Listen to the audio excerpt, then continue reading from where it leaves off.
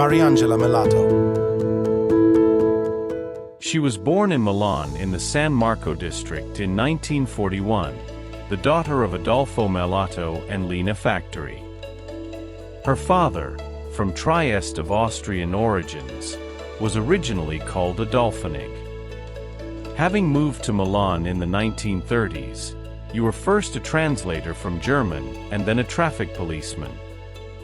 Her mother, from Milan, was a skilled seamstress, and she ran a small workshop at home that employed about 10 girls.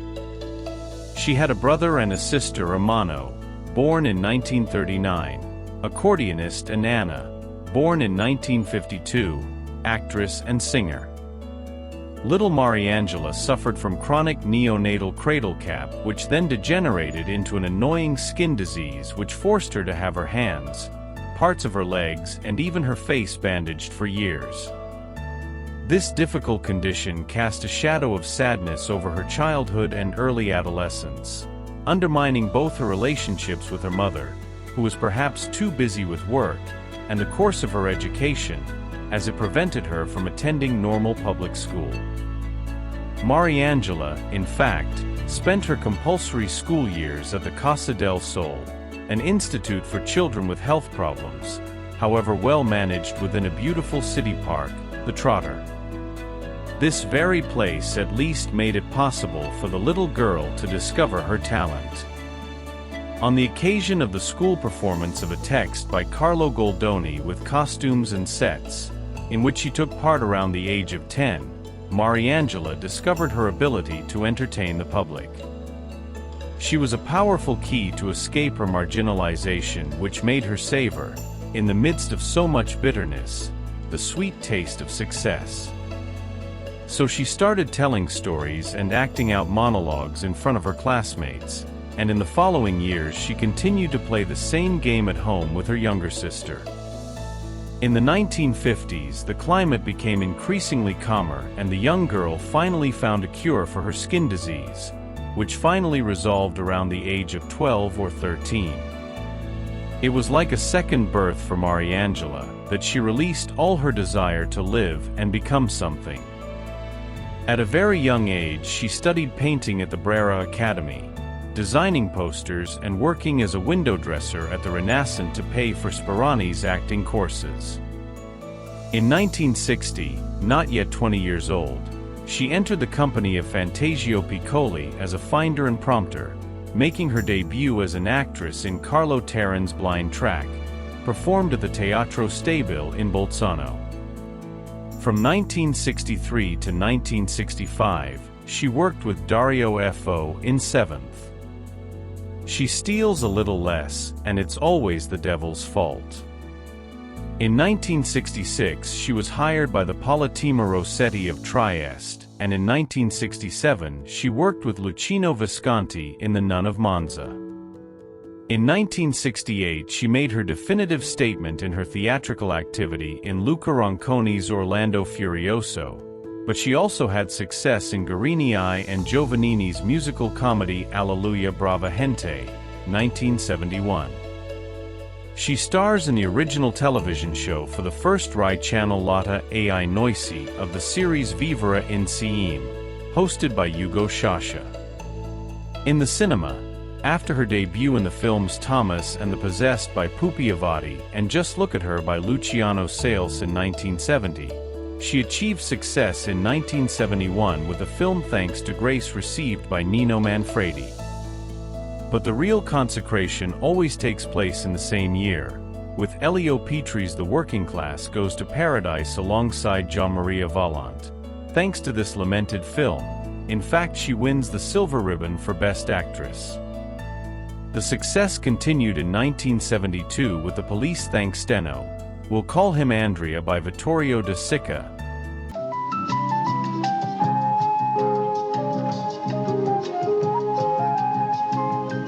Se giova sotto, a Donna Raffaella ci tocca imparare a lavare I mutanti.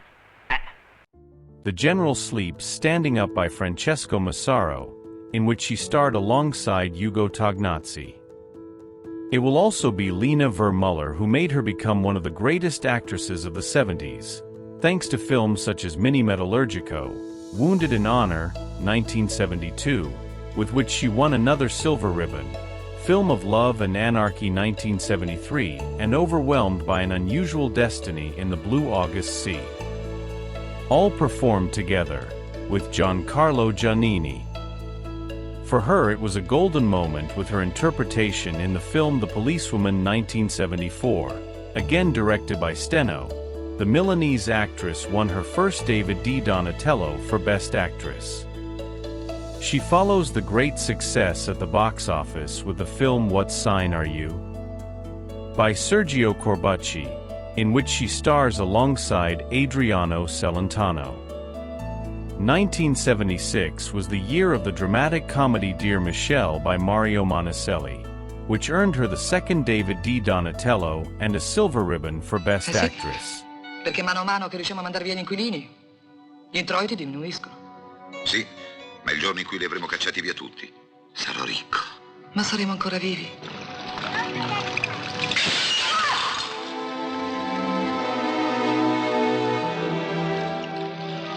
Ha visto? Che cosa? E questa che roba è? Un gatto. Bene, ve l'hanno ammazzato finalmente. No, signor commissario, anche lei è convinto che il gatto non è morto di morte naturale? Also in the same year she returned to work with Petri for the film To Do Modo di Nuova together with Valant, Marcello Mastroianni and Ciccio Ingrassia, with whom she also worked in Violent Fifth Estate, 1972, by Floresta Novancini. In 1977 he returned to success with the film The Cat by Luigi Comencini, again alongside Ugo Tognazzi. Thanks to this interpretation she won the third David di Donatello, and in the same year Sergio Citti in Cassato gave her the opportunity to act again alongside Tognazzi, as well as Jodie Foster, Gigi Proietti, Paolo Stoppa and Michele Placido. She always alternated her work between cinema and theater. She dedicated herself more to the latter in the second part of her career, reducing her participation in cinema and working occasionally for some television dramas. Her success continues with President 1977 by Luciano Sales, Saxophone 1978 by Renato Pozzetto, Lost Objects 1980 by Giuseppe Bertolucci, and Forget Venice 1979 by Franco Brassotti, being awarded the fourth Silver Ribbon. For Best Leading Actress. In the 80s she is still on the big screen with Renzo Arbor's Daddy 1980, with whom she becomes romantically involved for a long period. Help Me to Dream 1981 by Pupi Avati, with which she will win her last David and the Silver Ribbon. Her career and her nature remain inextricably linked to the world of theater. Here she faced characters of great commitment in the tragedies Medea 1986, Ephedra 1987, and in the comedies Il Caso di Alessandro e Maria, 1982 by Gaber and Luperini.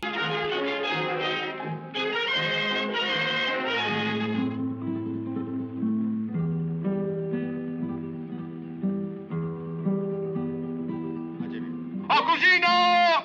Se si dorme sveglia! E se si fotte rimettersi le brache, si va via, gli è tardi! No, no. Ma come no, Caso? Sì? Che accidenti fai poi? O vai bene a fare l'amore con la tua tripolina? Così dopo un paio di giorni di ginnastica vedrai che bella mano ferma che ci avrai. Non ci avrai neanche più la forza di tirare su la rivoltella, ma vai, non ci voglio parlare con te. Ma... Dressing the Naked by Pirandello, 1990, and Shakespeare's Taming of the Shrew 1992.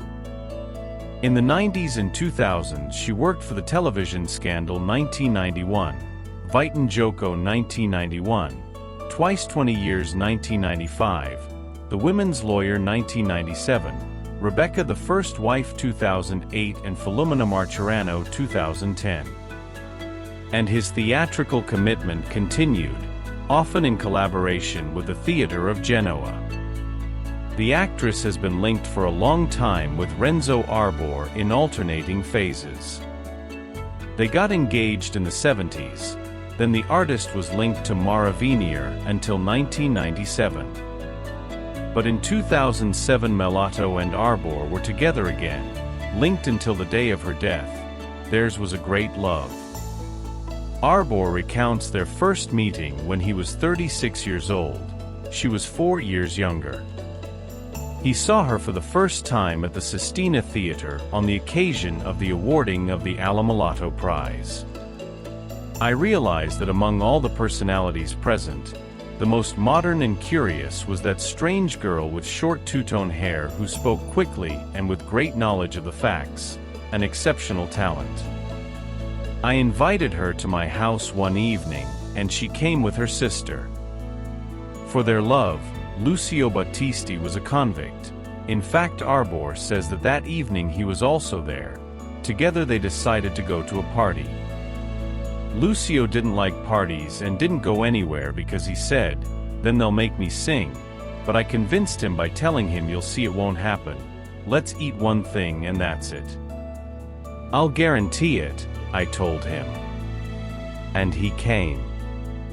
But it was he himself instead who, seeing a guitar of his own free will, took it and began to sing I would like, I wouldn't like, but if you can.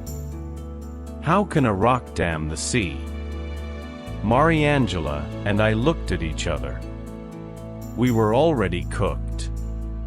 She died on January 11, 2013 in a Roman clinic. She was 71 years old from a pancreatic tumor from which she had suffered for some time. Her funeral was celebrated the following day in the Basilica of Santa Maria in Montesanto, also known as the Artists' Church in Rome.